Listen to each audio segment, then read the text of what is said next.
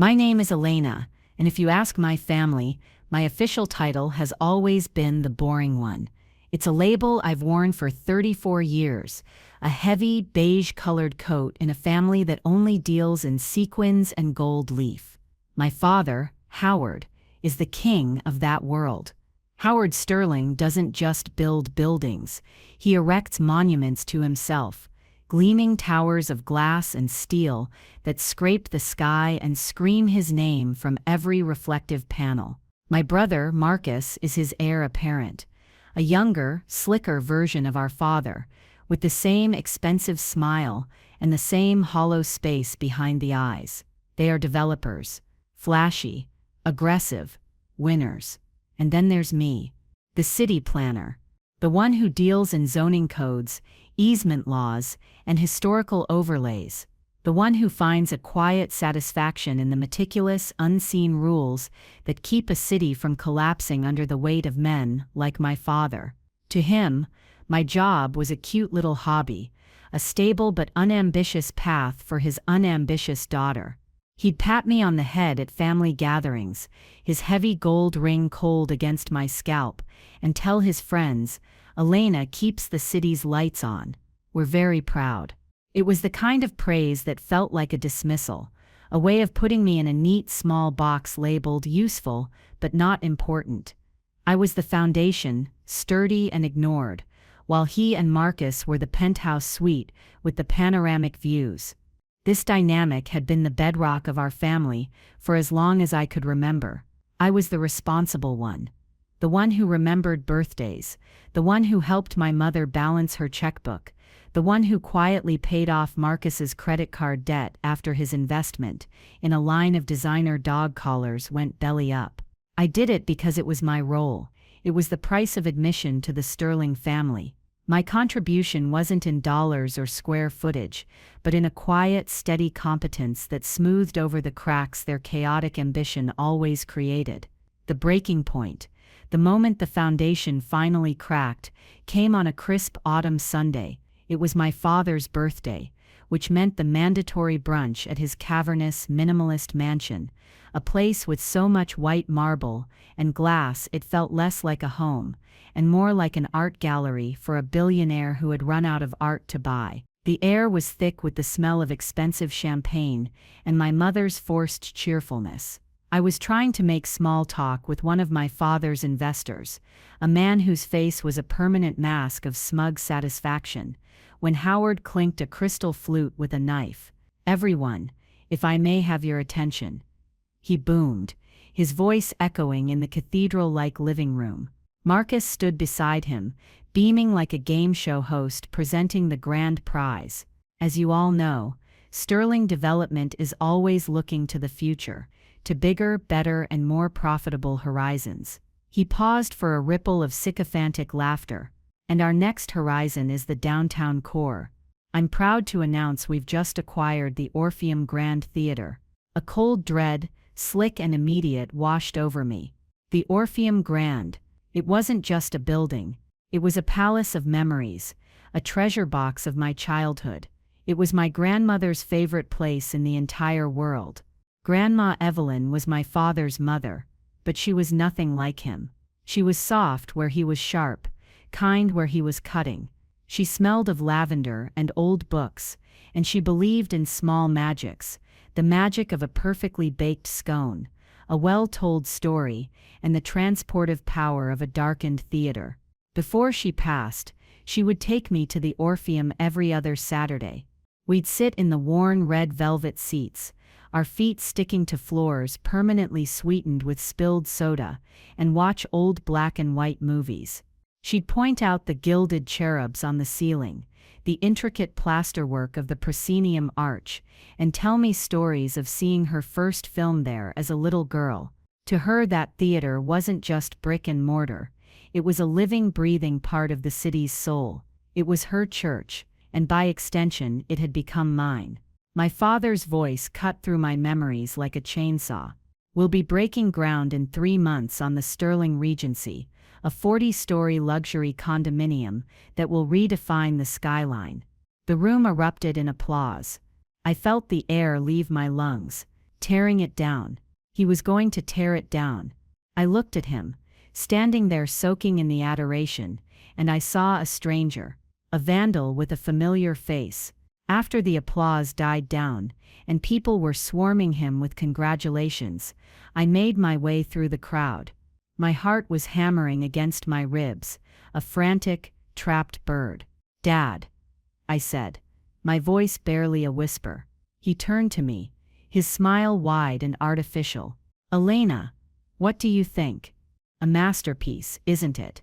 "Dad, you can't," I pleaded, the words feeling small and flimsy in the face of his massive ego. "The Orpheum, Grandma Evelyn loved that theater. It's a landmark, it's part of our family's history, our city's history." He looked at me, and his smile didn't just fade, it curdled. It was a look I knew well. It was the look he gave me whenever I brought up something inconvenient, something that couldn't be quantified on a balance sheet. He let out a short, sharp laugh. It wasn't a sound of amusement. It was a sound of pure, undiluted condescension. "Elena, Elena," he said, patting my arm as if I were a hysterical child. "Preservation is for sentimental fools. History doesn't pay the bills. The future is vertical, my dear.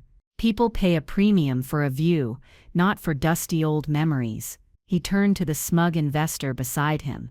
"My daughter, the city historian," he said, "a joke at my expense. She keeps us grounded." The investor chuckled. Marcus, who had been listening, draped an arm over my shoulder. "Come on, Ellie. This is a huge win for the family. Don't be a downer. The Regency is going to be epic. My firm is handling all the interior design." I shook his arm off. The humiliation was a physical thing, a hot flush that spread from my chest to my face. He hadn't just dismissed me, he had mocked the one pure, good thing I shared with his own mother. He had taken her memory and declared it worthless, a dusty relic in the way of his glorious, profitable future. "It was important to her," I said, my voice shaking. "That should mean something." Howard's face hardened. The last vestige of feigned fatherly warmth vanished. "What's important," he said, his voice low and cold, "is progress and profit. Your grandmother was a wonderful woman, but she lived in the past. I don't. Now, if you'll excuse me, we have champagne to drink." He turned his back on me, leaving me standing alone in the middle of the crowded room. I was invisible, my grief, my sentiment, my entire value system, rendered null and void by a single dismissive laugh. In that moment, something inside me, something I had been carefully plastering over for years, didn't just crack, it shattered. The boring one, the sentimental fool, stood there and watched her father celebrate the destruction of her grandmother's heart, and I knew, with a certainty that chilled me to the bone, that this could not stand. It wasn't about revenge, not yet. It was about a debt owed to the memory of a kind woman who deserved better than a son who would bulldoze her soul for a skyline view. The drive home from my father's mansion was a blur of manicured lawns and sterile, oversized houses that all looked the same. I kept the radio off, the silence in my car, a welcome reprieve from the cacophony of fake laughter and clinking glasses. But the quiet only made my father's words echo louder in my head. "Preservation is for sentimental fools." The phrase played on a loop, each repetition chipping away at a piece of me. Was I a fool? Was it foolish to believe that some things were worth more than their market value? That history, memory and love, had a currency that couldn't be deposited in a bank? I pulled into the parking garage of my modest, sensible apartment building, a building I chose specifically because it was a restored 1920s brick warehouse, a place with character and a story. As I sat in the driver's seat, the engine ticking as it cooled, the floodgates opened. It wasn't just about the theater. It was about everything. It was about a lifetime of being the family's shock absorber, the designated sensible one, the human ballast that kept the Sterling family hot air balloon from floating away entirely. A slideshow of slights, big and small, flickered behind my eyes. I was 15, spending a whole weekend meticulously organizing my father's tax receipts into a color-coded cross-reference system that his own accountant praised as genius. My father had ruffled my hair and said, "That's my Ellie, so good with the details." The very next day, he'd spent $10,000 on a new set of golf clubs for Marcus, who had just barely passed his sophomore year algebra class. The praise I got was verbal and fleeting. The praise Marcus got came with a price tag. I was 22, freshly graduated with my master's in urban planning. I was full of ideas about sustainable development, community engagement, and adaptive reuse. I tried to talk to my father about it once, showing him a proposal for a mixed-income housing project that repurposed an old factory. He'd glanced at my carefully prepared report, his eyes glazing over. "It's nice, honey," he'd said, "but there's no money in nice. You want to make a real impact, you go big, you go bold." He'd then turned on the financial news to watch a segment about his latest luxury high-rise. My passion, my entire field of study, dismissed as a quaint, unprofitable hobby. And the money? Oh, the money.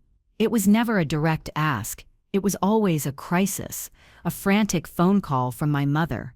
"Elena, darling, Marcus has gotten himself into a bit of a pickle, a business venture." He was too trusting. The first time, it was $5,000 to pay off a loan shark, who turned out to be just a very persistent landlord. The second time, it was $20,000 to cover the losses from his ludicrous dog collar business. Another time, it was covering his rent for 6 months after he decided to quit a perfectly good job to find himself on a surfing trip to Bali. Each time, I'd transfer the money from my savings, the money I was carefully putting away for a down payment on a home of my own. And each time, I'd get a perfunctory "Thanks, Ellie. You're a lifesaver" text from Marcus, and complete silence from my father. It was expected. My boring job made me stable, and that stability was a resource for the family to tap, like a well that never ran dry. The most galling memory, the one that made my stomach clench with a fresh wave of rage, was from 5 years ago. A small local historical society was trying to get a grant to restore the old city library, a beautiful Beaux Arts building that had fallen into disrepair. The grant application was a bureaucratic nightmare. I knew the process inside and out from my work at the city. On my own time, nights and weekends, I rewrote their entire proposal. I found obscure preservation tax credits they were eligible for. I helped them draft a compelling narrative. I polished it until it shone. They got the grant, $1.5 million. At the ribbon-cutting ceremony, the head of the Historical Society thanked Howard Sterling for his invaluable guidance and expertise in securing the funding. My father, who had done nothing but introduce me to the man at a charity dinner, stood on the podium and took a bow. He took my work, my knowledge, my passion, and wore it like a medal he hadn't earned. When I tried to confront him about it later, he just shrugged. "It's good for the family brand, Elena. When I look good, we all look good, and Grandma Evelyn." My thoughts circled back to her, the anchor in all this emotional storm. She was the only one who saw me, the only one who valued my quiet nature. "Don't you ever let them make you feel small, my little wren," she told me once, her hand cool on my forehead as she tucked me into bed. "The loud ones think they own the world, but it's the quiet ones who know its secrets." She had given me my first book on city maps, my first drafting pencil. She was the one who encouraged my boring interests, who saw the beauty in schematics and the poetry in well-planned public spaces. And now, my father was going to take a wrecking ball to the last, most beautiful piece of her left in the world. I finally killed the engine and went up to my apartment. The silence was absolute. I walked through my living room, my fingers trailing over the spines of my books on architectural history and urban theory. These were my tools, my passions. To my father, they were curiosities. To me, they were my language. I sank onto my sofa, the weight of 3 decades of being undervalued pressing down on me. I felt a familiar despair begin to creep in, the resignation that this was just how things were, that I was powerless against the gravitational pull of my father's ambition. I could protest, I could cry, I could plead, but in the end, the bulldozers would always win. I curled into a ball, pulling an Afghan over my head, and for the first time since I was a little girl, I cried. I cried for my grandmother, I cried for the beautiful old theater, and I cried for the person I was supposed to be, the one who had been systematically erased to make more room for the men in her family. My phone buzzed on the coffee table. I ignored it. It buzzed again. And again, finally, with a weary sigh, I reached for it. It was a string of texts from Marcus. "Where did you go? You just disappeared. Look, sorry if Dad was a little harsh. You know how he gets about a new project. Seriously, Ellie, you need to get over it. This is a huge deal for the family. Don't be selfish." Selfish. The word hung in the air of my silent apartment. Selfish. Me. The one who had sacrificed, and smoothed and paid and enabled. The one who had put her own dreams on hold so their bigger, shinier dreams could have clear airspace. I had been called many things in my life. Boring, quiet, sensitive, serious, but never selfish. It was intended as an insult, a final twist of the knife, to guilt me back into my designated box, but it didn't work. It was like a switch being flipped in a dark room. The despair didn't just vanish. It was burned away by a white-hot surge of pure crystalline rage. My tears stopped. My hands, which had been trembling, grew still. I sat up, the Afghan falling to the floor. I looked at the word on the screen again. Selfish. A slow, cold smile spread across my face. It felt alien, like a muscle I hadn't used in years. My grandmother's words came back to me, clear as a bell. "The quiet ones know the city's secrets." My father thought I was a sentimental fool. He thought my job was a quaint little sideshow. He had no idea what a city planner, a real city planner, actually did. He had no idea what I knew. He saw me as a keeper of harmless, dusty memories. He was about to find out that I was a keeper of records. And records, as any good historian or planner will tell you, have teeth. It wasn't about revenge. I told myself that as I stood up and walked over to my desk. It was about preservation. It was about honoring my grandmother. But as I sat down and powered on my laptop, the screen reflecting the new hard set of my jaw, I knew I was lying to myself. It wasn't about revenge, until it was. Monday morning felt different. The usual sense of quiet routine that I loved about my job at the city planning department was still there. The gentle hum of the HVAC system, the rich, earthy smell of old paper and freshly brewed, slightly burnt coffee, the soft clatter of keyboards. But today I wasn't just a cog in the municipal machine. I was a woman with a mission. My beige coat of boring no longer felt like a burden. It felt like camouflage. And it was the perfect camouflage for what I was about to do. I bypassed my usual morning ritual of sorting through building permit applications and zoning variance requests. Instead, I went straight to the heart of the department, the place my colleagues called the morgue, but which was officially known as the Records and Archives sub-basement. It was a place my flashy father and brother would never deign to enter. It was dimly lit, temperature-controlled, and filled with towering metal shelves that held the city's entire documented history, rolled-up plat maps from the turn of the century, massive leather-bound ledgers containing property deeds from before the Civil War, and endless boxes of microfiche that nobody under 60 knew how to use. To most, it was a dungeon of dust and decay. To me, it was a treasure trove. The only person who spent more time down here than I did was Arthur Pendleton. Arthur was the city archivist, a man in his late 70s, with a tweed jacket that was permanently rumpled, spectacles perched on the end of his nose, and a dusting of what I was pretty sure was 19th century paper dust on his shoulders. He was cantankerous, fiercely protective of his domain, and possessed a mind that was a more reliable index than any computer system the city had ever purchased. He looked up from a delicate tea-colored map he was examining with a magnifying glass as I entered. "Elena," he grunted, a flicker of surprise in his watery blue eyes. "Bit early for you to be slumming it down here, isn't it? Don't you have some vinyl siding regulations to enforce?" I gave him a small smile. "Morning, Arthur. I need to look at the original surveys for the downtown commercial district. Specifically, the block where the Orpheum Grand sits." Arthur raised an eyebrow, his curiosity piqued. He was one of the few people in the city who loved its history as much as I did, and he knew my family connection to that theater. "Ah, the Orpheum.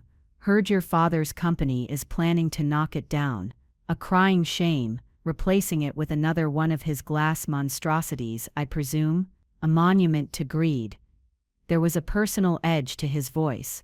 I remembered him mentioning it once, years ago.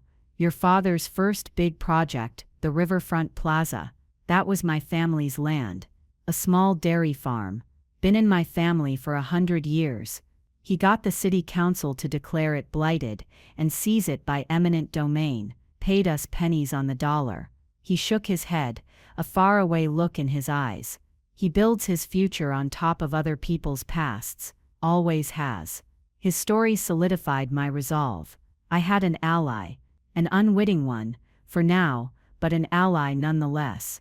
"That's why I'm here, Arthur," I said, my voice low. "I have a hunch, something my grandmother once said about that land. It was a lie, but a necessary one. My grandmother had never said anything of the sort, but I needed a plausible reason for my deep dive. She said it used to be sacred ground, or something to that effect. Probably just an old wives' tale, but I want to check." Arthur's eyes lit up with a conspiratorial gleam. He loved nothing more than a historical scavenger hunt. "Sacred ground, you say? Well, let's see what the dead have to say about it." For the next 2 days, Arthur and I worked in the quiet, dusty chill of the archives. He was a master, a conductor orchestrating a symphony of forgotten paper. He showed me how to look past the modern parcel numbers and search for the pre-incorporation land grants from the 1700s, when our city, Audenburg, was little more than a colonial outpost. We unrolled massive crackling maps drawn by hand, the ink faded to a ghostly brown. We cross-referenced them with parish records from the city's first churches, their pages filled with elegant, looping cursive that documented births, baptisms, and most importantly, burials. My father and Marcus were probably in a high-tech boardroom somewhere, looking at 3D architectural renderings on a massive screen. I was here, in the city's belly, sifting through the bones of its history. We found records for the first Audenburg parish, established in 1765, and in a ledger from 1788, we found it. A log of expenses. For the fencing of the new Hales Knoll Parish Cemetery, 3 shillings. Hales Knoll. The name was unfamiliar. Arthur, his hands trembling with excitement, pulled out an old plat map from a long cardboard tube. It was a survey of the area from 1803. And there it was. A small, square plot of land, right on the crest of a gentle hill that had long since been leveled by development. The map was clearly marked Hales Knoll Cemetery. We then overlaid it with a survey from 1890, and then a zoning map from 1925, the year the Orpheum Grand was built. The theater's footprint sat directly, perfectly, on top of the forgotten cemetery. "My God," I breathed, my heart pounding. "This is it," Arthur whispered, his voice full of awe. He began muttering to himself, shuffling through other records with a newfound urgency. There should be a record of decommissioning, a notice of relocation for the interred. It was a legal requirement even then. You had to post it in the papers, give families a chance to move their loved ones. We spent another full day searching. We scoured city council minutes from the 1920s.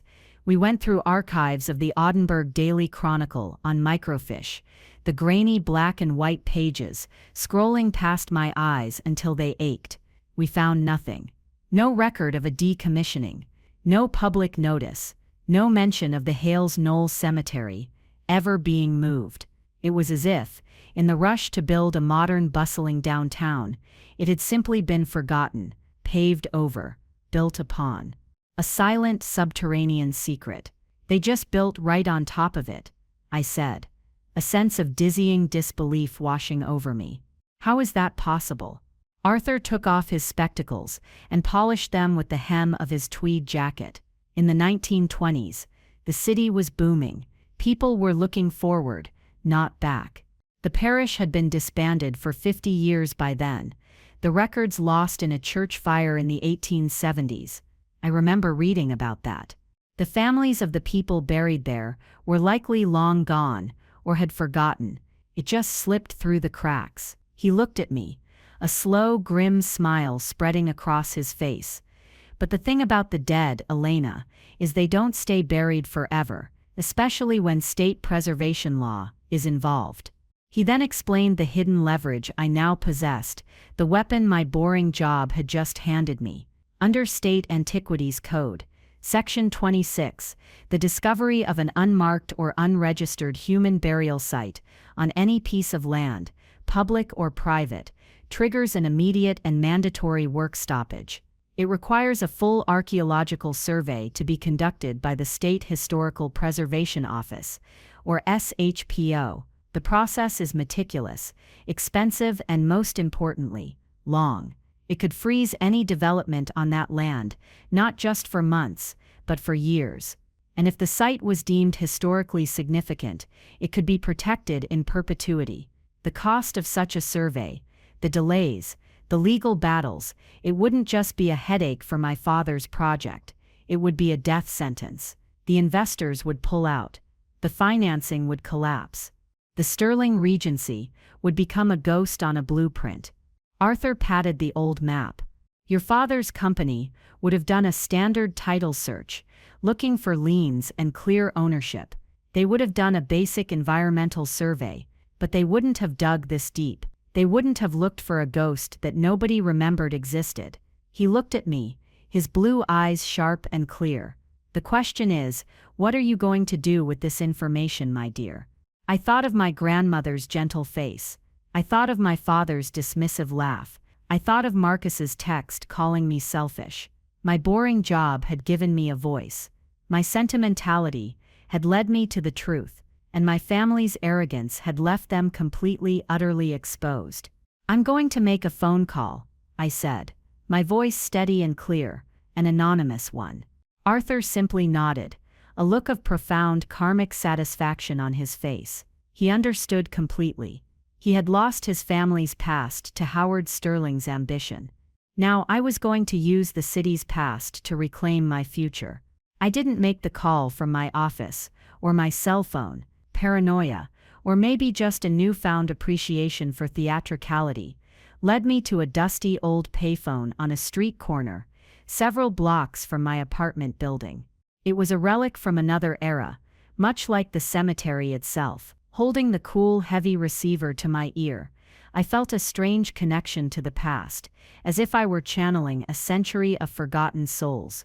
I had the number for the Enforcement Division of the State Historical Preservation Office, written on a slip of paper. I dialed, my gloved fingers pressing the worn buttons. A bored-sounding woman answered, "Ace HPO, Enforcement." I took a breath and pitched my voice lower, making it as anonymous and unemotional as possible. "I'm calling to report a potential disturbance of an unregistered burial ground. It concerns the proposed demolition at the site of the Orpheum Grand Theater in Audenburg." There was a pause on the other end, then the sound of typing. "Okay, do you have a name or a basis for this claim?" "The basis is a review of pre-incorporation plat maps and colonial-era parish records," I said, reciting the facts as if I were reading a weather report. "They indicate the presence of the Hales Knoll Parish Cemetery, established circa 1788, directly on the parcel. There appears to be no public record of its decommissioning or relocation." The typing stopped. The woman's tone shifted from bored to alert. Hales Knoll, can you spell that for me? I did. I provided the approximate dates and the block and lot numbers from the old survey map. I gave her just enough information to make the claim credible and verifiable, but not so much that it would trace back to my specific, obsessive research. And your name, ma'am? I prefer to remain anonymous, I said, and gently hung up the phone. That was it. I had lit the fuse. Now all I had to do was wait for the explosion. It didn't take long. The very next morning, as I was sipping my coffee and scrolling through the local news headlines, I saw it. The headline was small, buried under a story about a city council budget debate, but it jumped out at me as if it were in neon letters. State issues stop work order at OR PM Grand Site. My heart gave a triumphant leap. The article was brief. It stated that an unforeseen historical complication had arisen, and the State Historical Preservation Office had issued an immediate and indefinite freeze on the demolition permit pending a full investigation. The gears of bureaucracy, which my father so often greased to his advantage, were now grinding against him. The first call came an hour later. It was Marcus. His voice was shrill, laced with a panic I had never heard from him before. Ellie, did you see the news? What the hell is going on? Some damn historical society nonsense has shut us down. I feigned ignorance, a skill I had honed over a lifetime of dealing with my family. Oh my gosh, no. What happened? I don't know. Some crap about an old cemetery. It's insane. Dad is losing his mind. He's been on the phone with his lawyers all morning. The investors are already getting spooked. This was supposed to be a sure thing, he whined. The concept of something not going his way was so foreign to him, he could barely process it. Dad thinks one of our rivals, probably that snake Ted Morrison, planted this. A political hit job. The irony was so rich, so delicious, I almost laughed out loud. They were looking for a powerful enemy, a rival developer, a political player. The thought that the source of their ruin could be the quiet, boring girl who sat in the corner at family gatherings was so far outside their realm of possibility, it didn't even register. That's terrible, I said, my voice dripping with false sympathy. I hope you get it sorted out. The call from my father came that afternoon. He didn't sound panicked, just furious. It was the controlled, ice-cold rage of a king, whose decree had been unexpectedly defied. Elena, he barked, without any preamble. This SHPO mess. It's a bureaucratic nightmare. I need you to find out who's behind it. Dad, I don't know if I can, I said carefully. I work in planning, not state-level preservation. It's a completely different department, a different building. Don't give me excuses, he snapped. You know these people, the pencil pushers, the paper stampers. You speak their language. I need a name. I need to know whose desk I need to be on, who I need to take to dinner. Everyone has a price. Find out who's in charge of this investigation. He still didn't get it. He thought this was a problem that could be solved with money and influence, his two favorite tools. He saw the law not as a principle to be respected, but as an obstacle to be bought. I'll see what I can find out. I lied, the words tasting like victory. The next few weeks were a masterclass in schadenfreude. Through the city grapevine and local news reports, I watched my father's empire begin to tremble. The SHPO confirmed they were bringing in ground-penetrating radar equipment.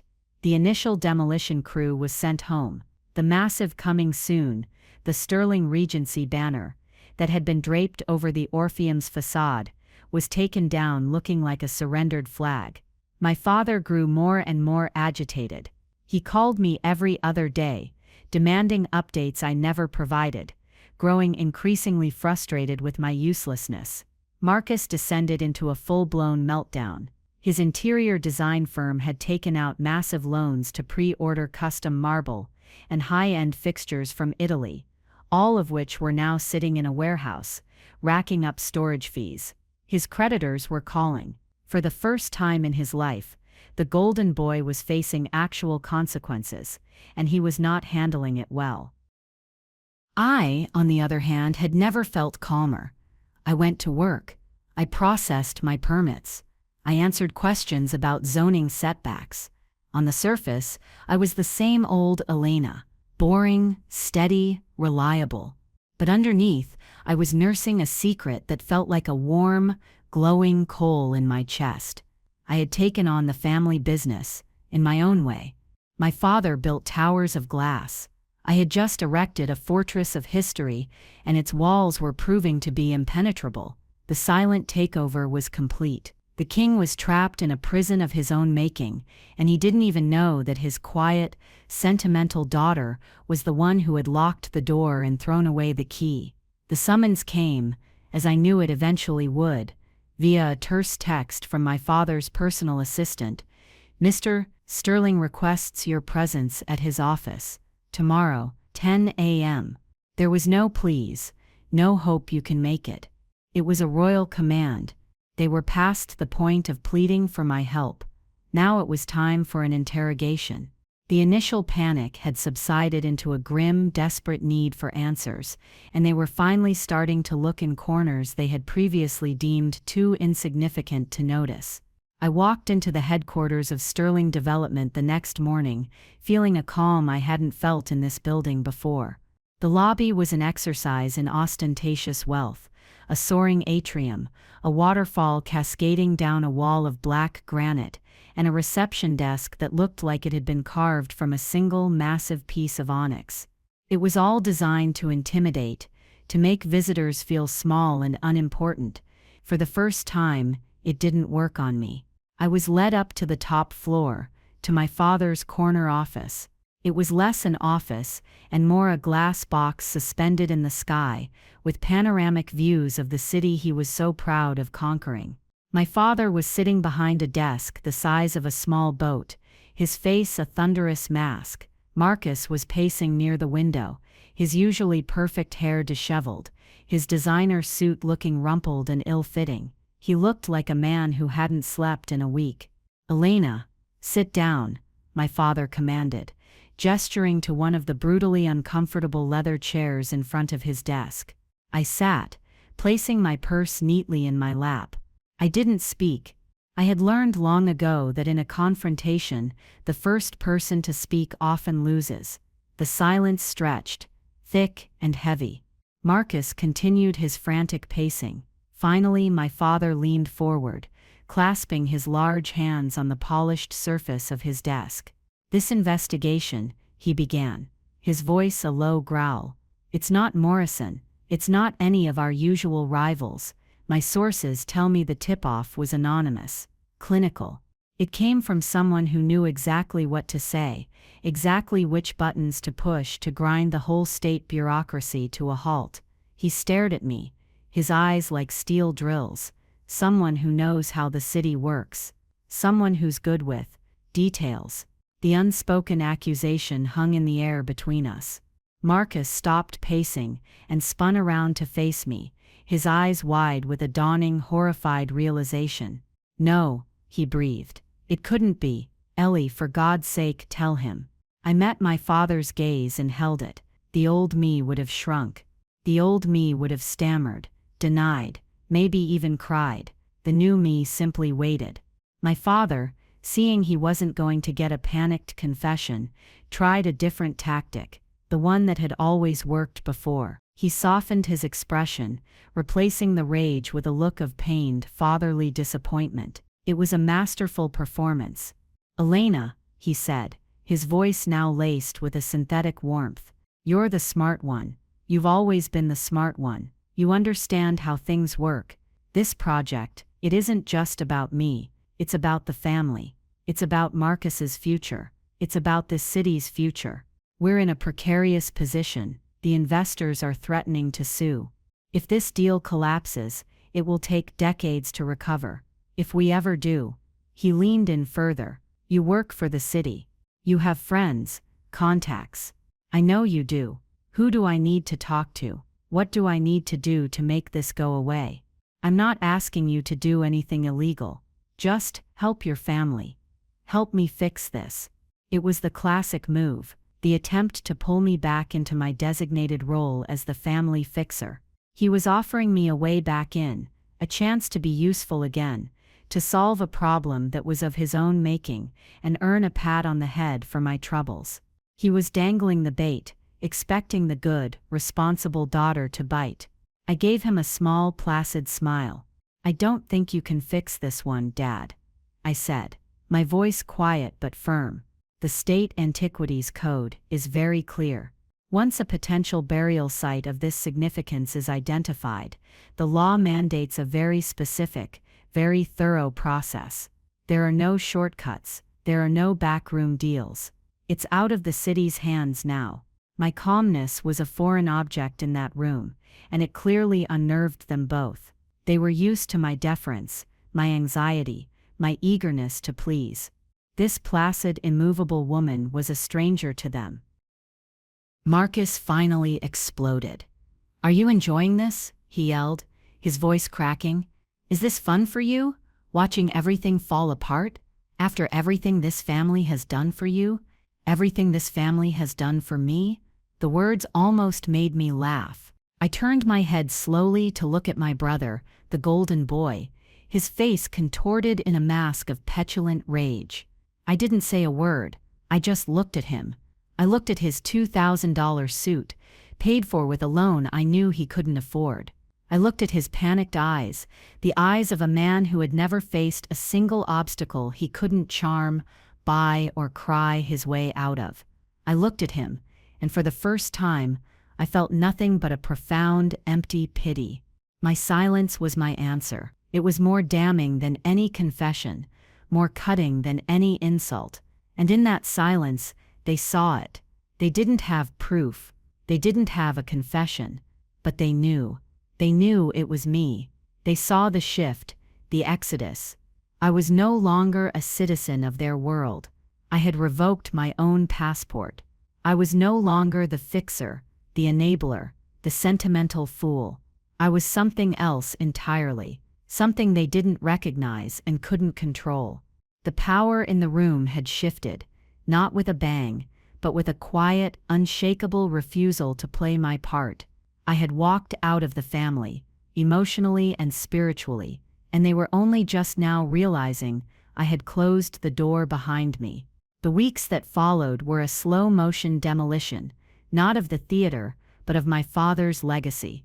The ground-penetrating radar survey didn't just show anomalies, it showed a clear grid-like pattern of disturbances, consistent with a colonial-era cemetery.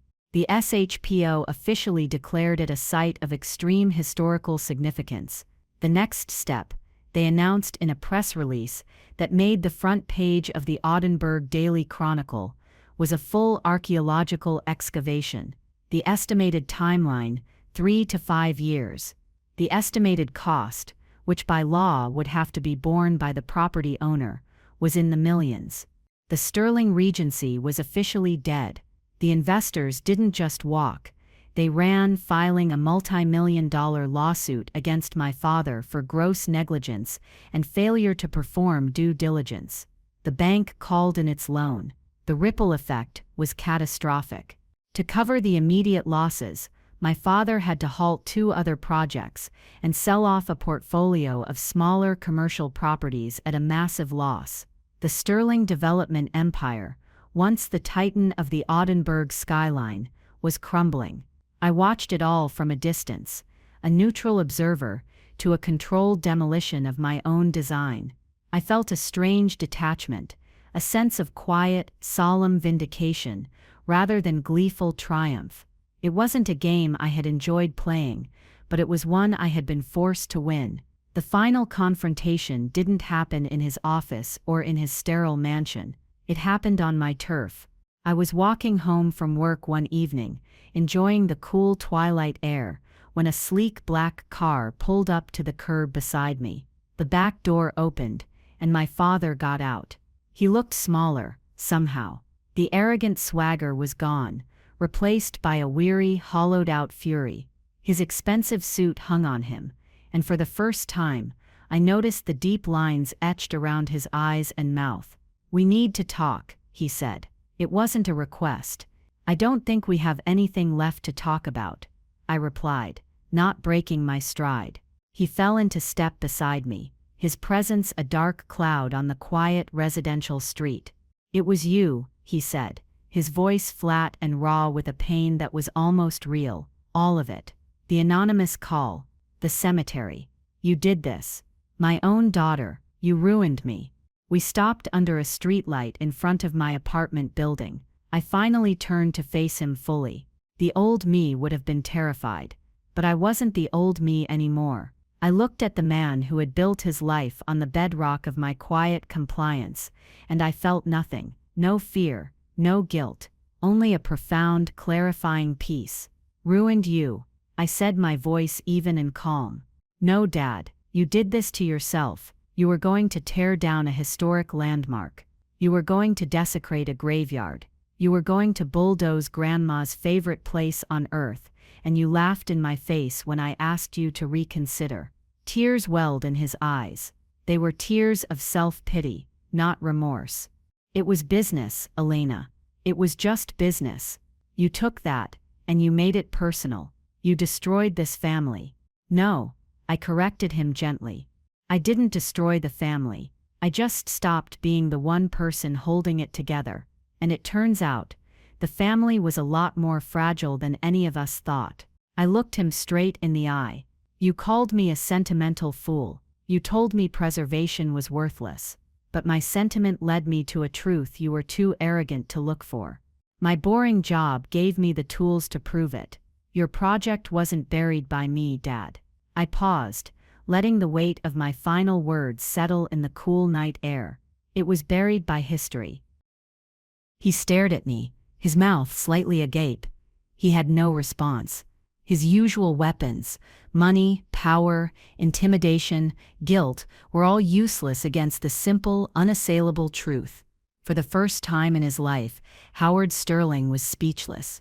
He was a flashy man, a man of big gestures and loud pronouncements, finally and utterly defeated by a quiet fact, a boring detail he had overlooked. I gave him a small, final nod, turned around, walked up the steps to my building, and unlocked the door without looking back. As I closed it behind me, I heard the sound of his car door slamming shut and the engine roaring away into the night. The king had been exiled from my kingdom, and I was finally free. It's been a year now. The silence from my father's side of the family has been absolute. I hear things, of course. Odenburg is a small city in many ways. Howard had to sell the mansion to cover his legal fees. He and my mother moved into a much smaller condo in a building he himself had built a decade ago, which I'm sure is an irony he tastes with every sip of his morning coffee. His company was restructured, downsized into a shadow of its former self. He's no longer the king of the skyline. He's just another man, a ghost of past glories. Marcus's interior design firm went bankrupt. The last I heard, he was selling high-end appliances at a big box store, a humbling dose of reality for a man who lived his entire life in a fantasy. It wasn't about the money, I realized. It was about respect. The respect he demanded but never gave, and the self-respect I finally found. And the Orpheum Grand? It's still standing, more beautiful than ever. The archaeological dig became a major local event. They unearthed artifacts from the 18th century, giving the city a whole new chapter of its own history to explore. The site was officially designated a protected historical landmark. The story of its rediscovery, the anonymous tip from a civic-minded history buff, captured the public's imagination. A non-profit, the Orpheum Grand Preservation Society, was formed. Using my knowledge of grant applications, my boring skills once again, I helped them secure a massive state and federal grant for a full restoration. I'm standing across the street from it now. The old, tarnished marquee has been replaced with a gleaming new one, a perfect replica of the original. Tonight the lights are on for the first time in 20 years. They're having a gala to celebrate the beginning of the restoration. The sign doesn't say "Coming Soon," the Sterling Regency. It says, "The Orpheum Grand, honoring our past, building our future." My grandmother was right. The quiet ones know the city's secrets. My father saw the theater as a plot of land, a square on a map worth a certain number of dollars. He never understood that a city isn't just a collection of buildings, it's a collection of memories. Its true value can't be measured in square footage, but in the stories it holds. He called me a sentimental fool for caring about a dusty old building. But sometimes, sentiment is the only thing that's truly priceless. Sometimes, our memories are the only foundation worth building on. My boring life, my quiet passions, the things he dismissed as trivial, they turned out to be my greatest strength. I didn't tear him down, I just held up a mirror, and he couldn't stand the reflection of a man who would trade his own mother's memory for a penthouse view. So for anyone out there who has ever been made to feel small for what you love, for anyone who has been called the boring one, or the sentimental one, let me tell you this. Your passions are not trivial. Your quiet strength is not a weakness. The things you care about, the details others overlook, that's your power. Don't ever let anyone laugh at you for it. Because in the end, the flashy towers of glass can crumble. But a story, a memory, a piece of history, if you protect it, it can last forever. Thanks for listening to my story. If you've ever had a similar experience, I'd love to read about it in the comments below. It helps to know you're not alone, and if you enjoyed this, please give it a like and subscribe for more stories. It really helps the channel out. Take care of yourselves, and take care of your history.